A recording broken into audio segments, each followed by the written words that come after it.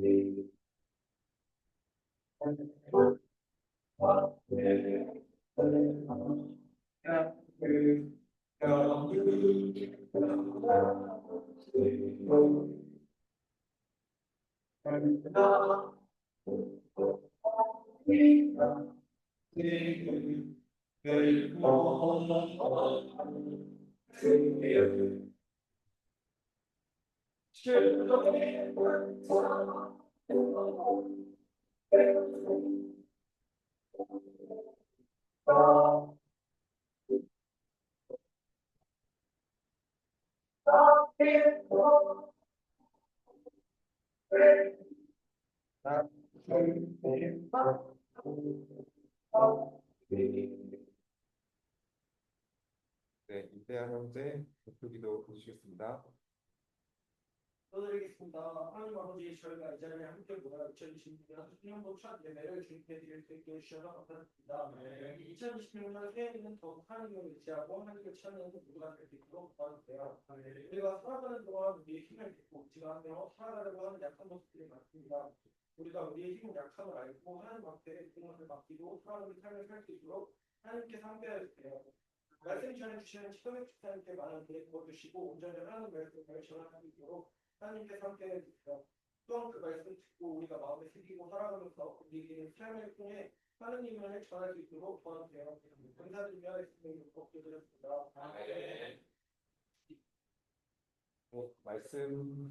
오늘 말씀은 청년의 정체성이라는 말씀인데요. 본문은 에베소서 1장 1절부터 7절인데, 저희 다 같이 일어서서 같이 말씀을 낭독했으면 좋을 것 같은데요. 같이 다 같이 좀 일어서 주실 수 있을까요? 제가 첫날부터 이렇게 좀 드리는 것 같아서 죄송한데, 말씀을 우리가 읽을 때 같이 이렇게, 일어서서 읽으면 좋을 것 같아가지고요. 말씀은, 그 다음 페이지 넘겨주시면은, 이거 안 보이구나. 네, 안 보이시구나. 네. 다 찾으셨으면은 제가 먼저 한 절 읽고 여러분이 한 절 읽고 이렇게 교독하겠습니다. 예. 제가 먼저 읽겠습니다. 하나님의 뜻으로 말미암아 그리스도 예수의 사도된 바울은 에베소에 있는 성도들과 그리스도 예수 안에 있는 신실한 자들에게 편지하노니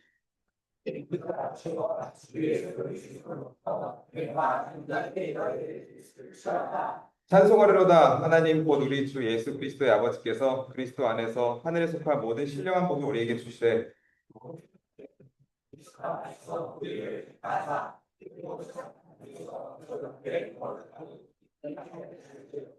그 기쁘신 뜻대로 우리를 예정하사 예수 그리스도로 말미암아 자기의 아들들이 되게 하셨으니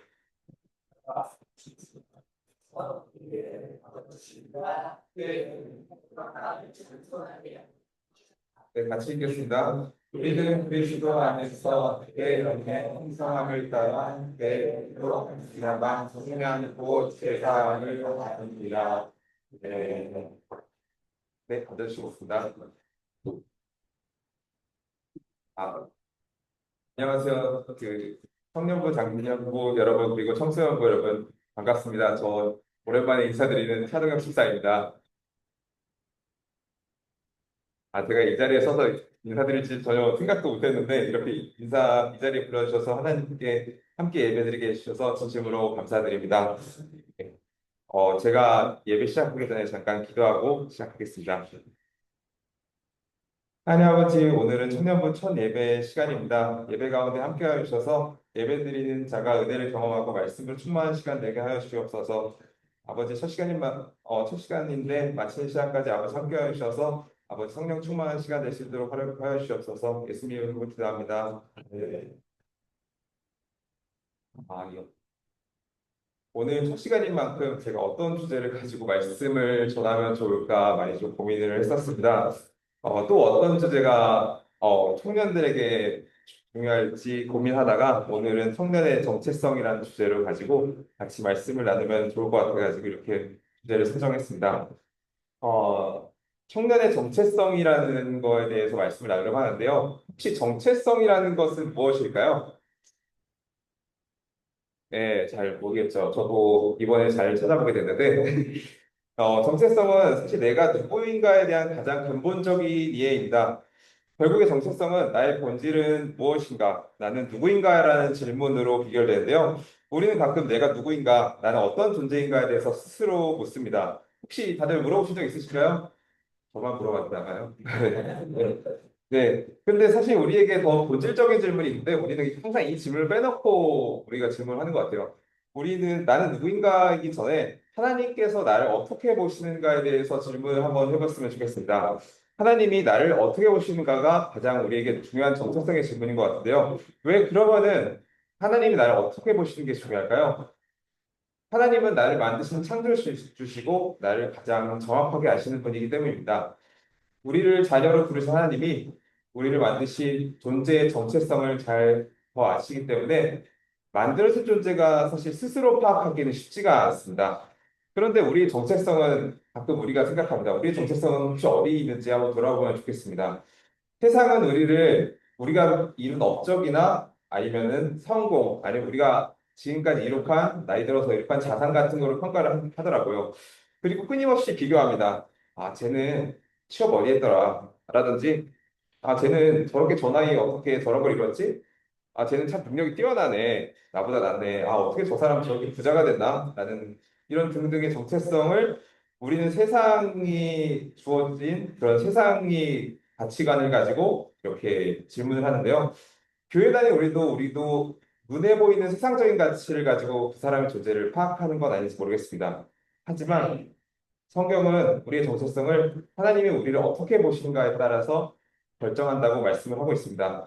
저는 이 질문이 청년의 시기에 정말 크게 저 다가오는 것 같습니다. 왜냐하면 청년 때에는 인생의 많은 결정들이 아직 진행 중이기 때문입니다. 사실 이게 청년들에게만 진행 중인 게 아니라 장년들에게도 진행 중이라고 저는 볼 수 있는데요. 이 취업, 진로, 관계, 결혼, 경제적 능력 등 사실 모든 것이 완성되지 않은 상태에서 우리를 스스로 평가하고 때로는 스스로 폄하하기도 합니다. 그래서 정체성의 기준이 사실 내 성취가 될 때 우리의 마음이 쉽게 흔들리는 것 같습니다. 그런데 오늘 본문은 정반대 기준을 우리에게 선포하는 것 같습니다. 너희는 너희가 스스로 성취한 것으로 증명된 것이 아니다. 너희는 그리스도 안에서 하나님이 부르시고 하나님의 사랑받는 자녀이다라고 말하고 있는 것 같습니다. 우리의 존재를 오늘 본문에서는 세 가지로 말씀하고 있는 것 같은데요. 첫 번째로는 우리의 정체성은 하나님이 택하신 존재라는 사실부터 시작하는 것 같습니다. 베드로전서 2장 9절은 이렇게 말합니다. 한번 띄워줄 수 있을까요? 너희는 택하신 족속이요 왕 같은 제사장들이요 거룩한 나라요 그의 소유관 된 백성이니 라는 말씀을 통해서도 우리는 하나님이 택하신 사람이다. 하나님이 창세 전부터 택하신 존재이고 우리는 예수님의 피로 말미암아 하나님께서 사신 존재이고 우리는 하나님의 소유가 된 백성입니다. 여기서 하나님의 소유가 된 백성이라는 것은 헬라어로 페리포이시라는 말이라고 하는데요. 이 뜻은 제가 찾아봤는데 특별한 대가를 지불하고 얻어진 존재라는 의미를 담고 있다고 합니다. 하나님께서는 독생자 예수님의 십자가 희생으로 우리를 사셔서 우리를 하나님의 자녀로 삼으셨다는 겁니다. 이 말이 왜 중요하냐면은 우리는 사실 죽을 수밖에 없었던 우리인데 사실 저도 이런 생각을 가끔 합니다. 제가 하나님께서 나를 안 부르셨다면은 나는 진짜 나 스스로는 구원받을 수 없는 존재이고 스스로 어쩌면은 지옥 갈 수밖에 없는 존재였는데 예수님이 나를 불러주시고 영접하게 만들어주시고 하나님이 친히 부르신 존재라는 것을 이런 말씀을 통해서 깨닫게 되는 것 같습니다. 우리는 예수님의 희생으로 값주시고 사신 존재이고 특별한 존재이고 중요한 건 택한 존재라는 말입니다. 에베소서 1장 4절에도 이런 말씀이 나와 있습니다. 창세전에 그리스도 안에서 우리를 택하사라는 말씀이 나오고 있습니다. 저는 그 에베소서 1장 4절 말씀을 보면서 제 사실 자신을 좀 자주 돌아봅니다. 제가 잘하는 것도 없고 남들보다 뛰어나지도 않고 사실 능력도 많지 않은데 하나님께서는 내가 뭘 잘해서 이렇게 날 부르신 게 아니라 창세 전부터 나라는 사람을 택하셨다는 사실이 말입니다. 우리는 늘 자기 주위에 있는 사람을 비교하면서 내 존재를 스스로 판단하고 합니다. 하지만 하나님께서는 내가 뭘 잘해서 너의 능력이 뛰어나서 우리를 부르신 것이 아니라 나라는 존재를 사랑하시고 기뻐하셔서 나를 택하셨습니다. 스바냐 3장 17절은 이렇게 말씀합니다. 아, 제가 읽겠습니다. 그가 너로 말미암아 기쁨을 이기지 못하시며 너를 잠잠히 사랑하시며 너로 말미암아 즐거이 부르며 기뻐하시리라. 네. 이 말씀은 제가 사실 가장 좋아하는 말씀 중 하나입니다. 하나님은 실수투성인 나를 잠잠히 밤낮으로 사랑하시고 즐거이 부르시고 기뻐하십니다. 오늘 본문 말씀 보면 하나님의 사랑이 얼마나 깊고 흔들리지 않는지 보여줍니다. 그러니 우리의 정체성도 일시적인 성취나 나의 노력에 대한 실패로 흔들리지 않았으면 좋겠습니다. 혹시 요즘 내가 자꾸 남들보다 뛰어나지 않아서 부족해 보이고 능력이 없어서 불안하고 겁나면 여러분 이 말씀을 한번 붙들면 좋겠습니다. 하나님은 여러분이 뭘 해서 봉사를 해서 아니면 뭘 섬겨서 아니면 기도를 해서 사랑하시는 분이 아니라 여러분의 시작부터 여러분을 사랑하시고 기뻐하시는 분이라는 걸 말입니다. 이 사랑이 믿어지고 경험되고 회복될 때 정체성이 회복되고 내 존재와 자아도 회복될 줄 믿습니다. 그 사랑을 기쁨으로 받아들이고 하나님의 은혜에 신실하게 반응하는 여러분이 되길 바랍니다. 네. 두 번째로 우리는 하나님의 자녀로 받아들여진 존재입니다. 본문은 우리의 정체성을 자녀됨으로 더 분명하게 확장합니다. 에베소서 1장 5절은 다시 이렇게 말합니다. 그 기쁘신 뜻대로 우리를 예정하사 예수 그리스도로 말미암아 자기의 아들들이 되게 하셨으니 세상은 우리의 정체성에 관해서 증명하라고 합니다. 성적을 증명하고 실력을 증명하고 스펙을 증명하고 성과를 증명해야 인정받는 구조입니다. 하지만 우리의 존재는 하나님은 우리에게 너는 이미 자녀로서 받아들여졌다고 말합니다. 이 자녀됨의 정체성은 아주 힘이 있습니다. 내가 흔들릴 때 우리는 대부분 내가 어디에 속해 있는지가 불확실하기 때문에 흔들리곤 하는 것 같습니다. 직장이나 학교에서도 인간관계에서도 우리 때로는 난 여기서 필요한 사람인가? 내가 여기 어울릴 만한 사람인가? 그런 불안에 빠지기도 하는데 그때마다 하나님께서는 이렇게 말씀하십니다. 너는 내게 속한 자녀이다.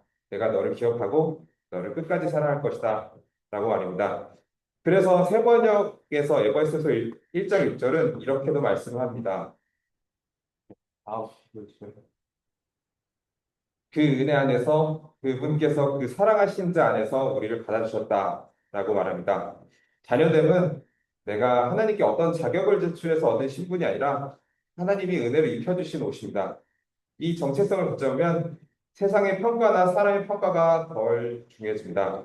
시험, 면접의 평가, 회사에서의 평가, 세상의 스펙, 주위의 비교가 내 존재의 평가의 기준이 되지 않습니다. 여러분도 이것을 붙잡았으면 좋겠습니다. 네, 세 번째로는 우리는 거룩한 존재로 부름을 받았습니다. 에베소서 1장 4절 말씀 보면은 하나님께서는 우리를 거룩하고 흠이 없게 하시려고 부르셨다고 말합니다. 하나님께서는 여러분이 세상에서 거룩하고 흠이 없게 살기를 원하신다는 겁니다. 데살로니가전서 4장 3절은 또 이렇게도 말씀하는데요. 한번 보여주시면 하나님의 뜻은 이것이 너희의 거룩함이라 라고 말씀하시고 4장 7절에는 하나님이 우리를 부르심은 부정하게 하심이 아니요 거룩하게 하심이니라고 말씀합니다. 저는 이 말씀을 보면서 세상을 살다 보면 거룩이 정말 쉬운 문제가 아니라고 생각합니다. 우리가 단순히 술 안 마시고 교회 잘 다니고 정도의 문제가 아닙니다. 뭐 새벽기도 안 빠지고 아니면 예배에 잘 참석하고 그런 정도의 문제가 아닙니다. 우리 하나님께서는 하나님 앞에서 거룩한 삶을 사는 것이 핵심입니다.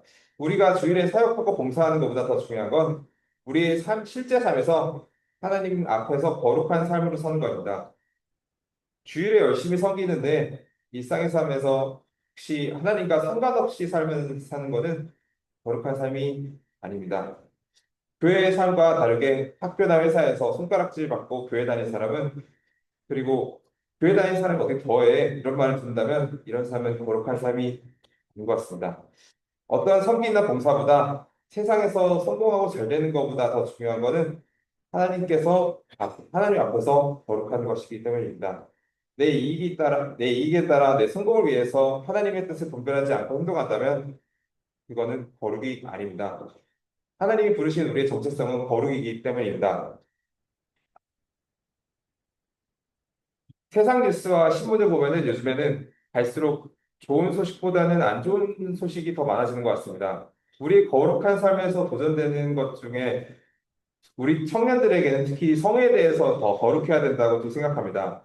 요즘의 세상은 더욱더 성적인 가치가 가벼워지는 시기인 것 같습니다. 요즘 20, 30대를 보면은 사귀면은 성관계는 뭐 당연한 수준이다. 먼저 관계를 가져보고 결정한다. 뭐 이런 말들이 자연스럽게 들리곤 합니다. 하나님께서 허락하신 결혼 안에서 이 부부 관계가 아닌 그 유튜브나 SNS 쇼츠 등에서는 결혼 전 남녀의 교제가 성관계가 당연한 것처럼 비춰지는 시대를 살고 있습니다. 사실 불륜도 마찬가지입니다. 요즘에는 그래서 불륜이 많으니까 하도 많으니 혼후 순결이 중요하다는 말도 하는 것 같습니다. 저는 사실 이런 이야기가 남의 이야기나 TV 속 이야기인 줄 알았는데 제가 다니는 회사에서도 이런 이야기가 가끔씩 들려옵니다. 또 아내가 다니는 회사에서도 이 문제로 징계를 받고 퇴사를 했다는 동료의 이야기도 들려오기도 합니다.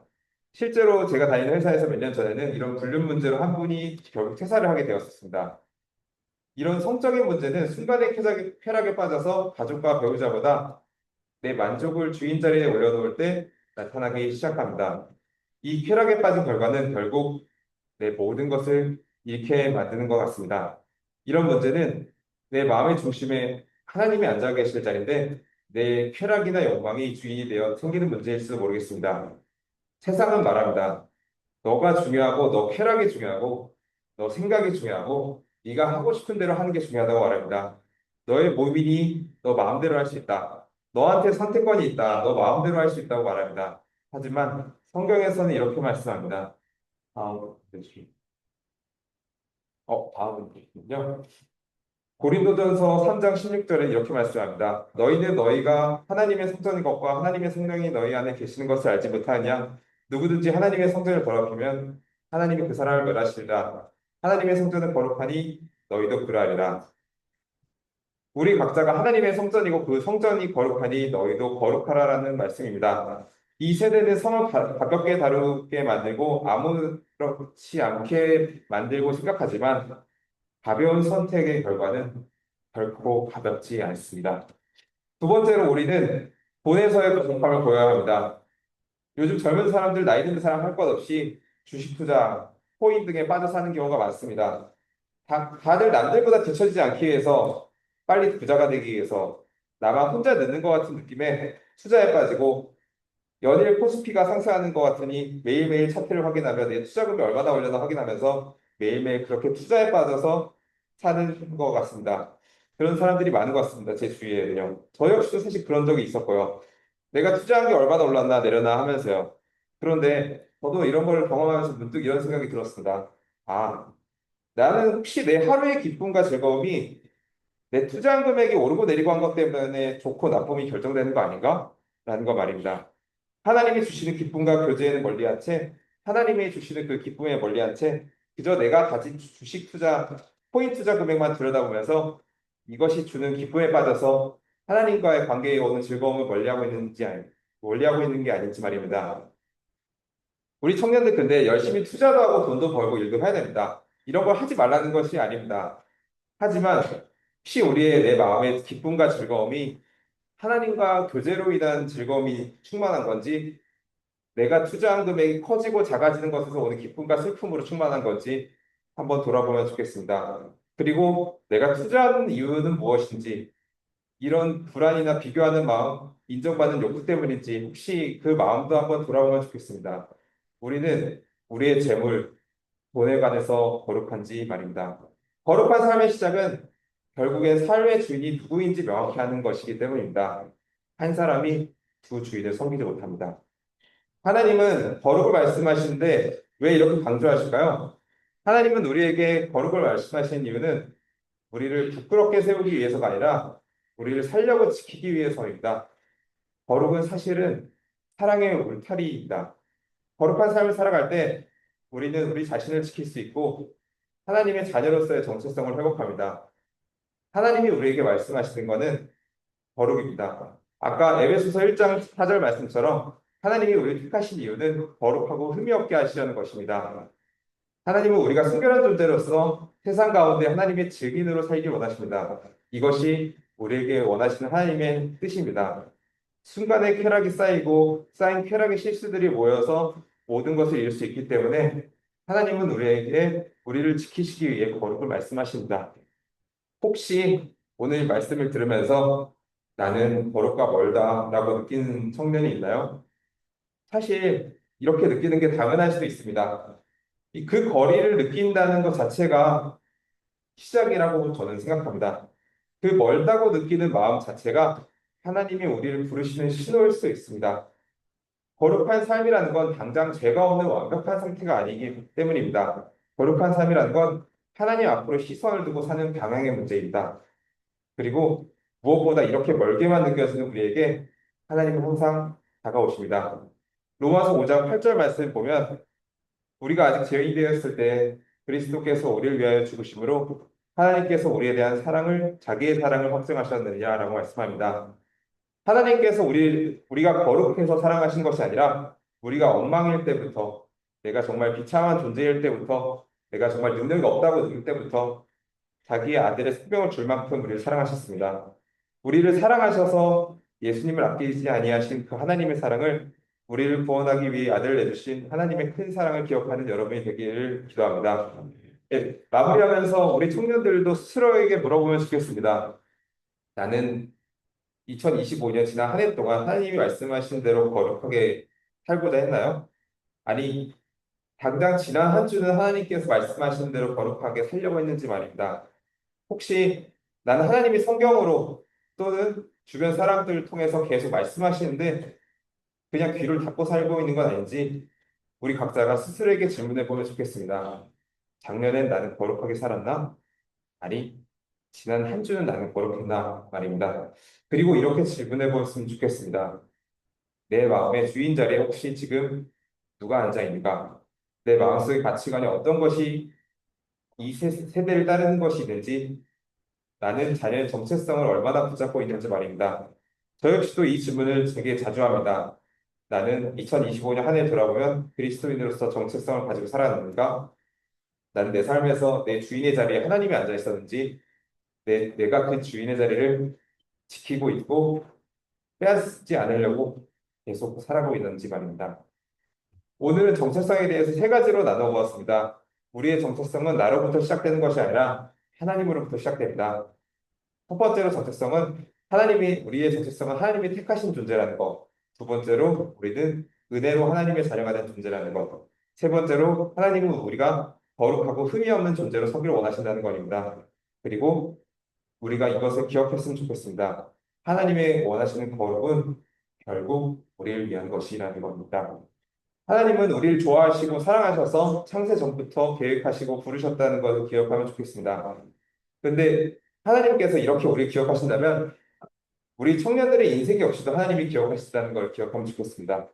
하나님께서는 내 인생도 기억하시고 나를 기억하시고 나를 그렇게 기억하시기 때문에 내가 가는 길도 준비하시고 책임져 주신다. 하나님이 내 인생 주인이라면 하나님은 내 갈 길도 책임져 주시고 내 앞길에 등불도 밝게 비춰 주십니다. 내 주먹, 내 힘만 의지하지 말고 내 능력만 의지하지 말고 우리 대흥교회 성도들이 하나님이 인도하시는 그 손을 경험하며 살면 좋겠습니다. 하나님이 불러주시고 택하셔서 이 자리에 나온 우리 모든 대흥교회 성도들이 진짜 정체성을 세우고 그 은혜가 실제 삶 속에서 경험하는 청년들이 되기를 기도합니다. 오늘 말씀 같이 생각하면서 찬양 같이 부르면 좋겠습니다. 오늘 찬양은 그의 생각이라는 찬양인데요. 제가 이 말씀을 준비하면서 들었던 찬양인데 이 같이 찬양을 하면서 오늘 말씀을 생각하면 좋겠습니다.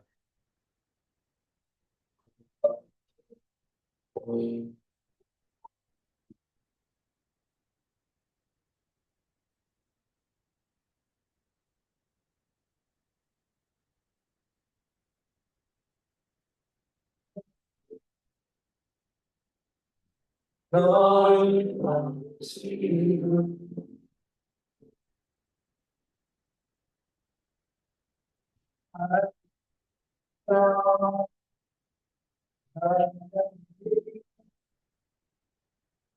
너를 만지는 너를 이해가 쉬는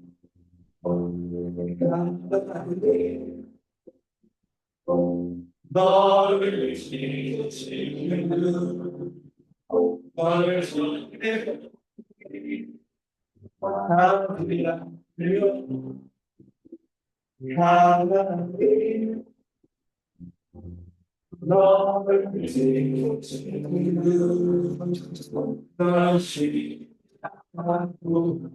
지켜오시는 그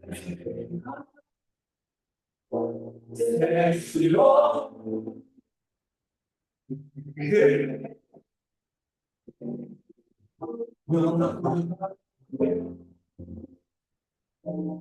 그래서 그것이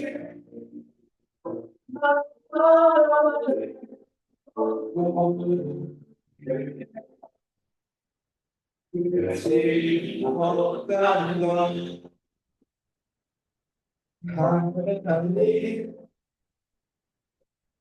너를 하시는 이 세상 그 모든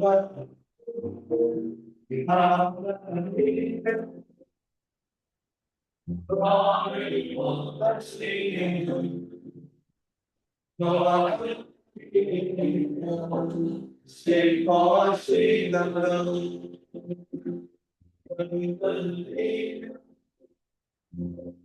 너를 인도하는 것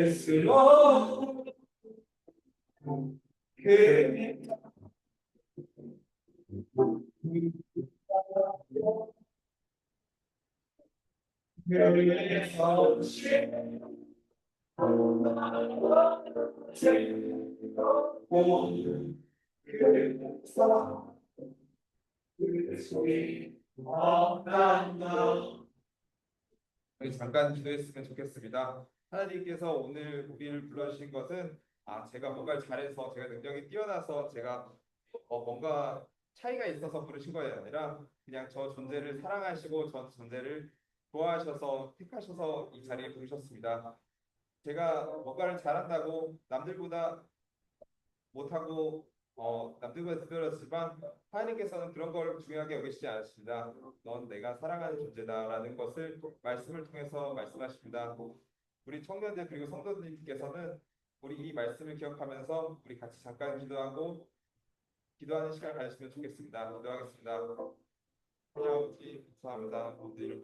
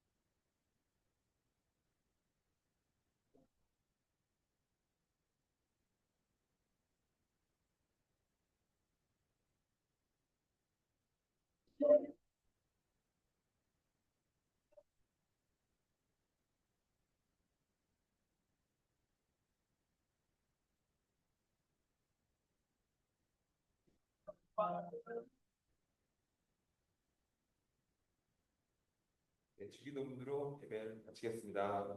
하나님의 주님과 주님의 거룩하게 하시며 아버지의 하시며 아버지의 뜻이 하늘에서 같이 땅에서도 이루어지하소.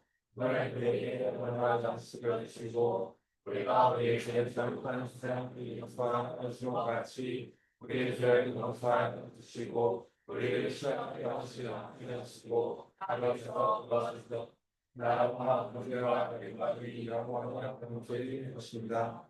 아멘. 네, 예배를 마치겠고요. 임대한 형제가 광고하겠습니다.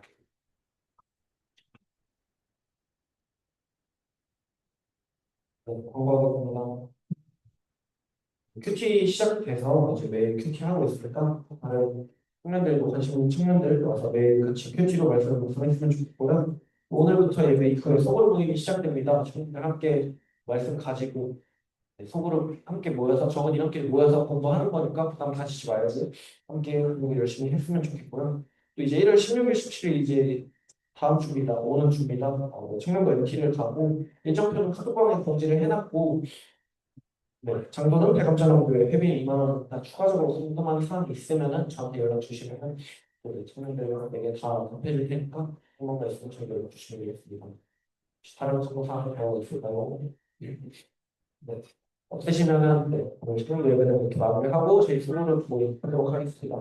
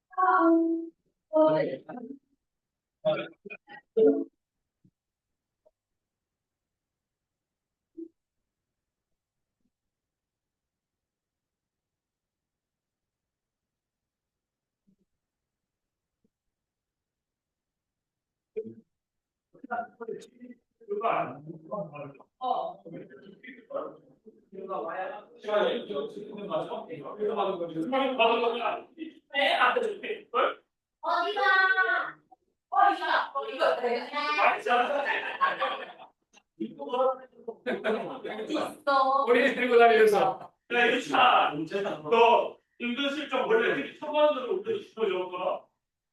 그거 수상해서 카톡방에 올라오는 거 이게.